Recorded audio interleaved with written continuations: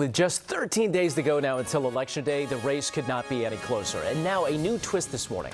John Kelly, Donald Trump's longest-serving chief of staff, speaking out and painting a picture of the former president as a person who has no regard for the Constitution or rule of law, warning that he would rule as a dictator if he could.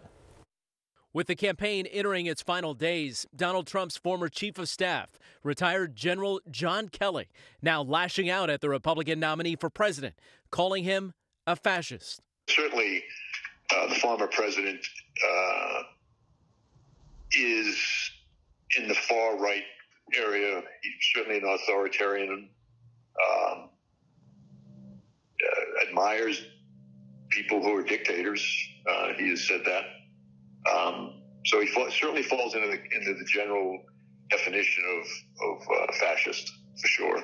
Kelly described how Trump would praise Nazi leader Adolf Hitler, who orchestrated this systematic murder of 6 million Jews and caused World War II.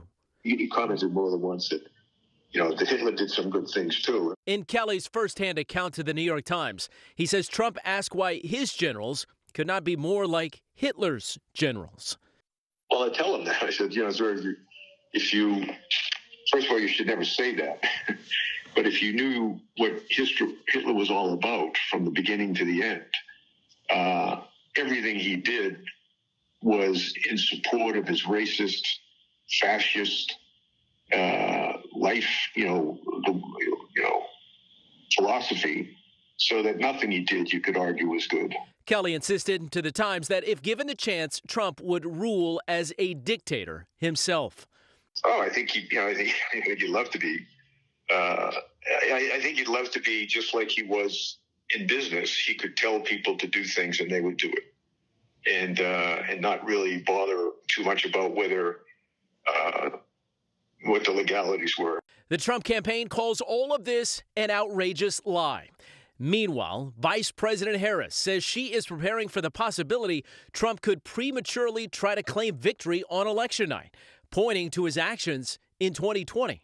This is a person, Donald Trump, who tried to undo a free and fair election, who still denies the will of the people, who incited a violent mob to attack the United States Capitol, and 140 law enforcement officers were attacked. Some were killed.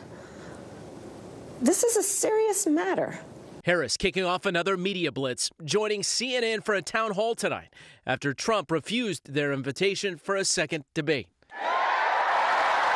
The Harris campaign is deploying some of the heaviest hitters to key battlegrounds.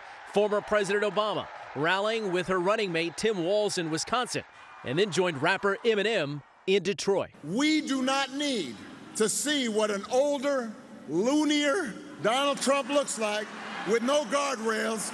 America's ready to turn the page. We're ready for a better story. Michigan, we are ready for a President Kamala Harris. There is so much to think about heading into Election Day, so stay with Eyewitness News for our election guide. That's coming up Sunday. We're going to break down all of the big local races.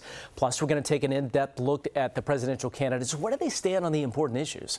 Our election guide begins at 12:30 p.m. and it follows special election editions of Up Close, Tiempo, and Here and Now.